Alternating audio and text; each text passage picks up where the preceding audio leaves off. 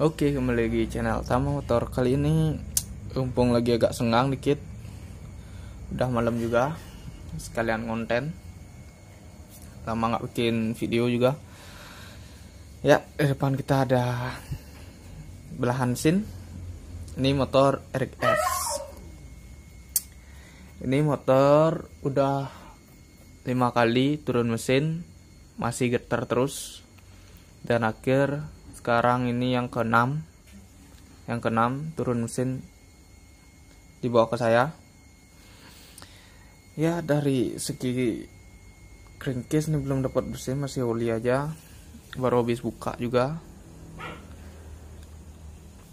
Ini bersih banget, masih bener-bener baru banget nih turun mesin. Penyebabnya terus getar dan getar. Setelah tadi tak cek, ini di rumah lahar masih oke, masih aman. Kanan kiri masih aman. Udah gitu tak cek kruk as agak oleng sedikit. Tadi siang udah tak bawa ke tukang bubut, langsung tak senter. Ini laharnya tadi masih nempel di crankcase, di kruk as. Dan ini dia laharnya, tinggal kita panasin, tinggal kita pasang. Kita analisa dulu. Di sini penyebabnya di bagian kruk as. Sorry, agak malam dah. Bagian kruk as itu salah dari perakitan atau pemasangan dari kruk asnya. Itu mungkin saya nggak tahu bengkelnya, saya nggak mau jelek-jelekin juga. Itu mungkin bengkel sebelumnya dia masangnya mungkin digetok sama dia, atau naruhnya nggak benar atau gimana, saya nggak berani mastiin. Yang penting itu salah pemasangan. Kenapa saya bilang berani salah pemasangan? Karena satu, saya pernah dulu nemuin kasus juga hampir seperti ini, tapi itu cuma dia penasaran karena dia langsung lihat di bengkelnya itu dia pemasangnya tuh getok gitu. Udah itu motornya gimana, getar tapi nggak parah gitu. Terus dibawa ke saya, suruh ngecekin, tak bongkar karena dia minta ngecekin aja, tak suruh bongkar.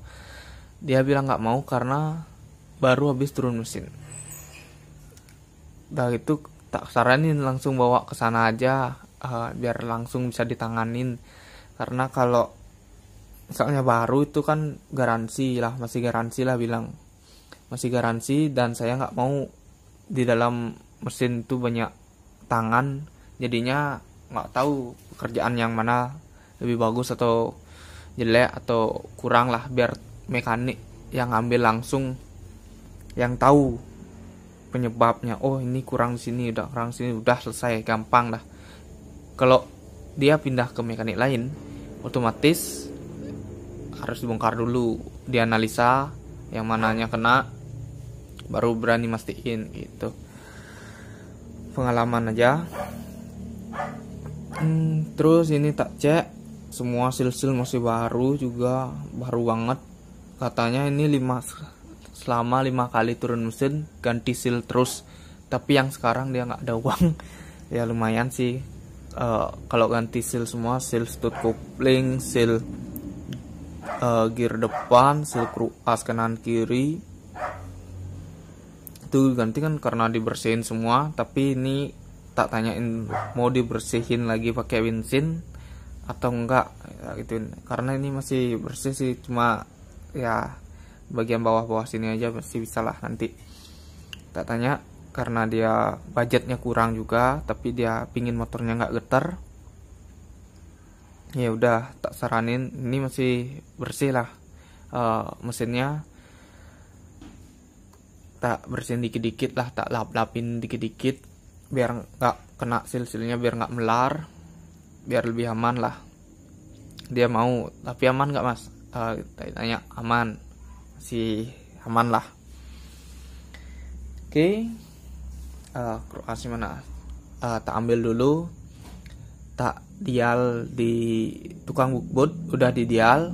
Itu ketemunya dia yang sebelah mana dibilang tadi ya, antara 0,03 kalau nggak salah. Tapi 0,03 masih aman, masih dalam toleransi lah.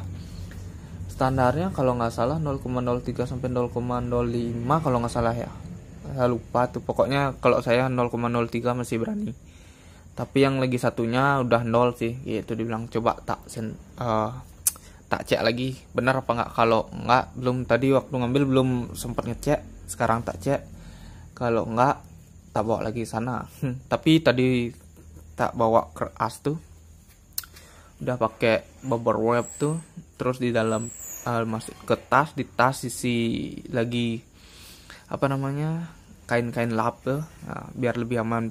Udah itu bawanya nggak tak mepetin sama jok, pokoknya ngambang lah. Karena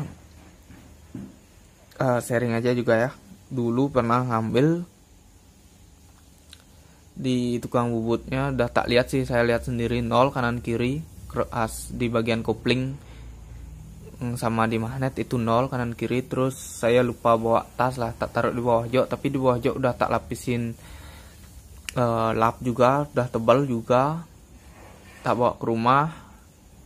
Kan di jalan tuh kena goncangan ya, tak bawa ke rumah, tak cek lagi sebelum pasang biar nggak double 2 kali kerja.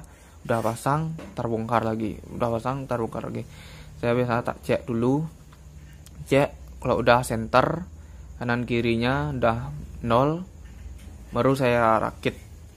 Kalau udah selesai rakit lagi tak cek kanan kirinya, kalau masih tetap 0 baru saya berani rakit komplit gitu.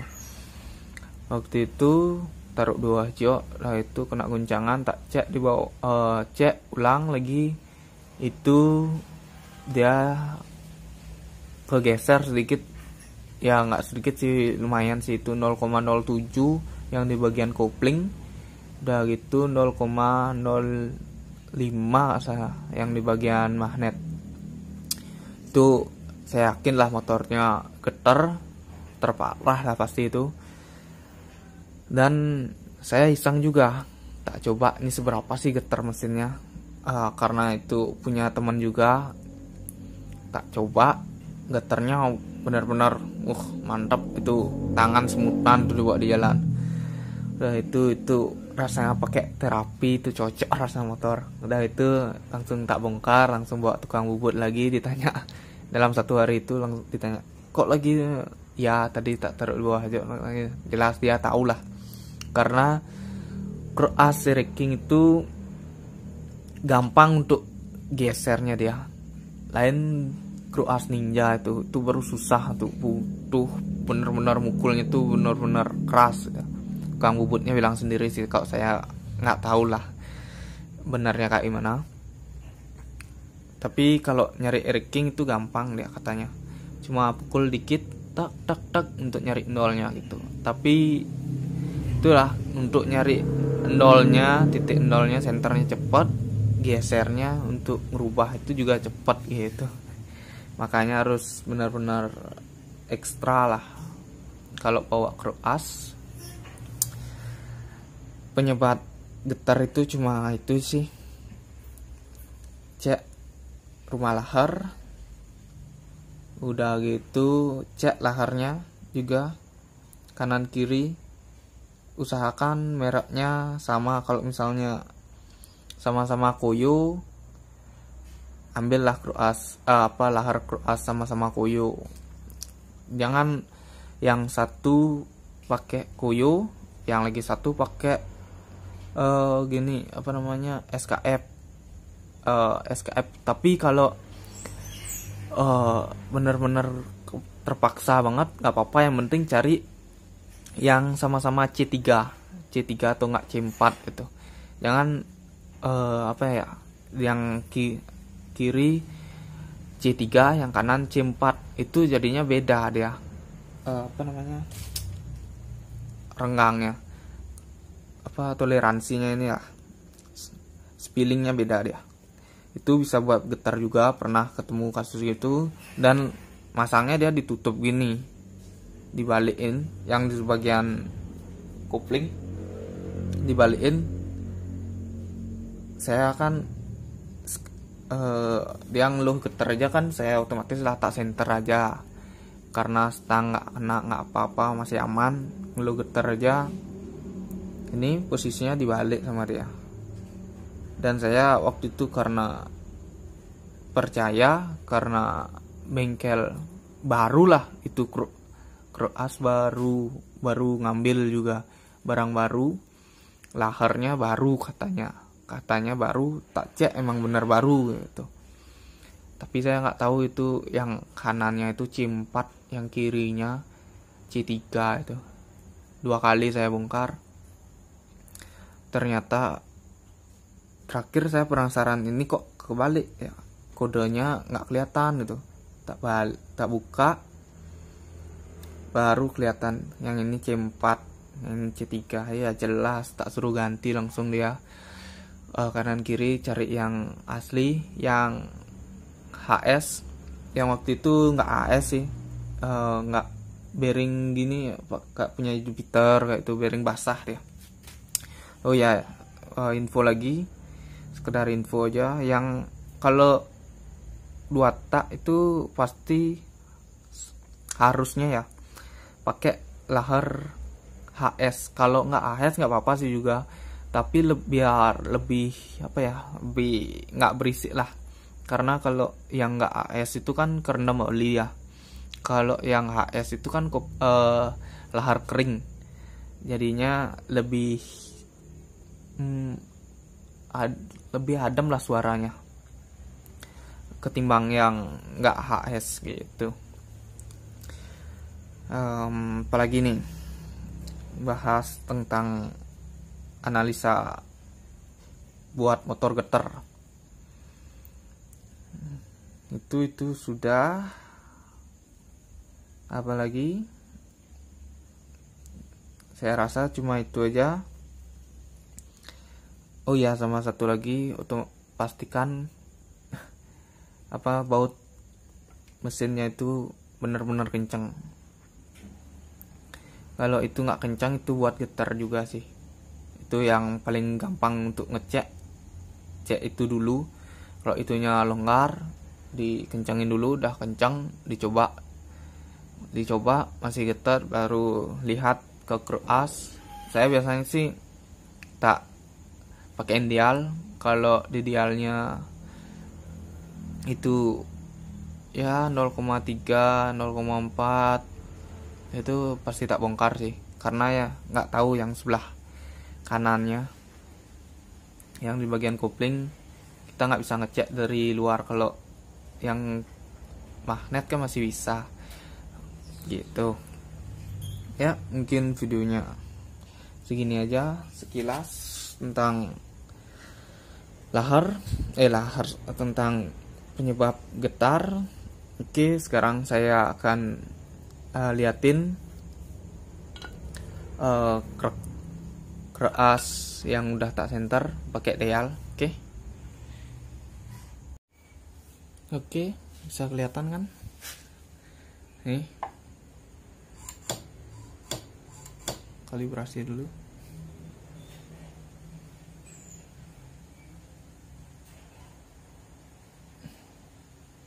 Ini saya muternya kayak ini karena nggak isi lahar ya. Yang di bagian kopling 0, nggak ada pergerakan. Coba saya muter ngawur. Kok saya ini keras nih muternya, dia goyang. Kalau saya santai, kalau ini ada lahar baru enak muternya.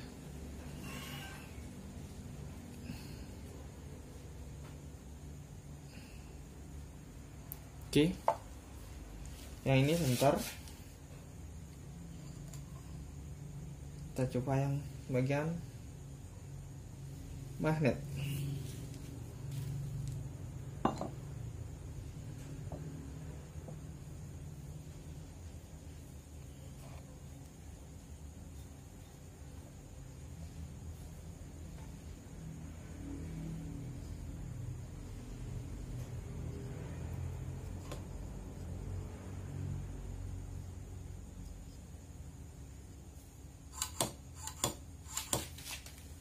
Oke, kita coba.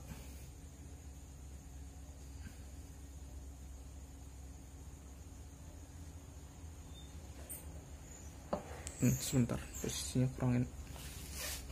Pas.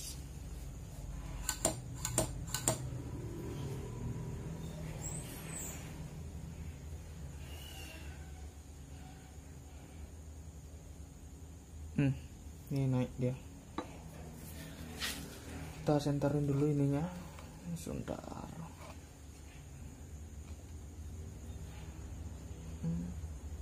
Kita cek dulu. Kita center dulu. Oh sudah. Ininya posisi besi V-blocknya nggak kurang center karena nggak isi lahar. Posisi asnya nih kanan kiri harus bener-bener lurus. Saya liatin. Kita bukan nyari konten, emang kita bener-bener ngasih tahu edukasi lah. Nih, asnya tuh harus lurus ya. Kalau ini miring sedikit ke sana, otomatis yang sana agak ngangkat ya nanti kalau dibuka truk keruk gitu. Oke.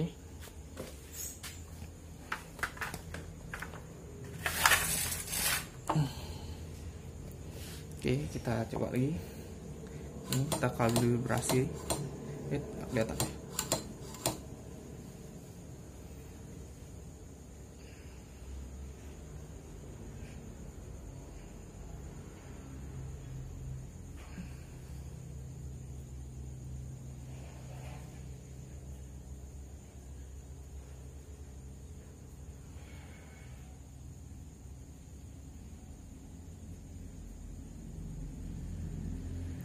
Oke. Ternyata kanan kiri 0. Lihat aja posisi stang arah ke sini, ntar kita mutar lagi arah ke sini berarti dia 0.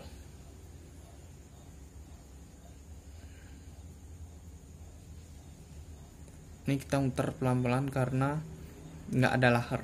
Ini seret dia jadinya. Sip. Sini lagi berarti udah center. Kok saya ngawur nih muternya. Dia geser sedikit. Karena ini agak goyang gitu sih V-blocknya dikit. Karena tetaan bawahnya saya belum buat. Saya putar gini. Dia agak gerak dikit karena yang ini V-blocknya ini ya. V-block ini dia goyang dikit, krek itu ngaruh.